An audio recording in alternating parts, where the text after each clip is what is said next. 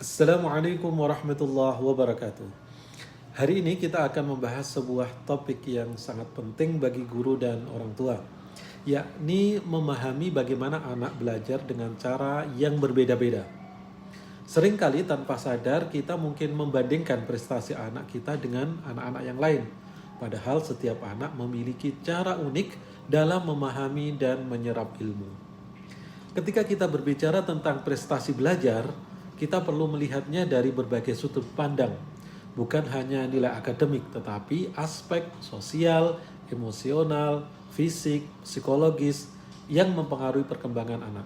Karena itu, sebagai pendidik, kita harus menyadari bahwa setiap anak memiliki gaya belajar sendiri-sendiri dan inilah yang membuat konsep pembelajaran berdiferensiasi begitu penting.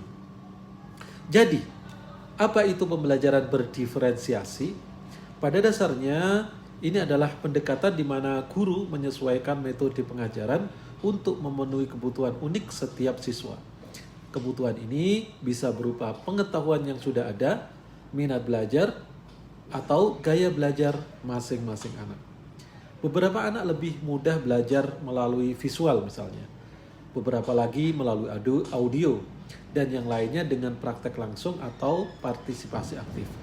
Dengan pembelajaran berdiferensiasi ini, setiap guru dapat menyelesaikan materi dan pendekatan mereka agar setiap anak dapat belajar secara maksimal sesuai dengan kemampuan dan cara belajar mereka. Ada 4 faktor utama dalam pembelajaran berdiferensiasi. Yang pertama adalah konten, kedua proses, ketiga produk, dan yang keempat adalah lingkungan belajar. Konten adalah apa yang diajarkan dan guru dapat menyesuaikannya dengan tingkat pemahaman masing-masing siswa. Yang kedua adalah proses, adalah bagaimana materi itu disampaikan.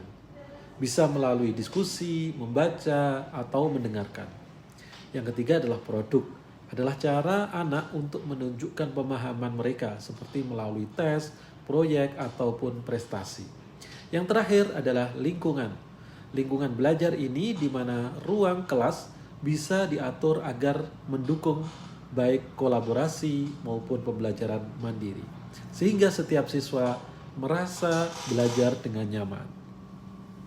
Baik, sekarang pembelajaran berdiferensiasi ini membantu menciptakan kesetaraan belajar bagi semua anak. Ketika gaya belajar mereka dihargai, anak-anak merasa lebih dihargai, lebih termotivasi, dan lebih semangat dalam belajar. Namun, tentu saja pembelajaran ini juga memiliki tantangan. Misalnya keterbatasan waktu dan sumber daya yang bisa menjadi hambatan. Tapi dengan tekad dan komitmen untuk mengenali kebutuhan setiap siswa, setiap anak didik kita bisa membantu mereka untuk mencapai potensi terbaik mereka. Akhir kata, mari kita bersama-sama menciptakan lingkungan yang mendukung setiap anak untuk belajar dengan caranya masing-masing.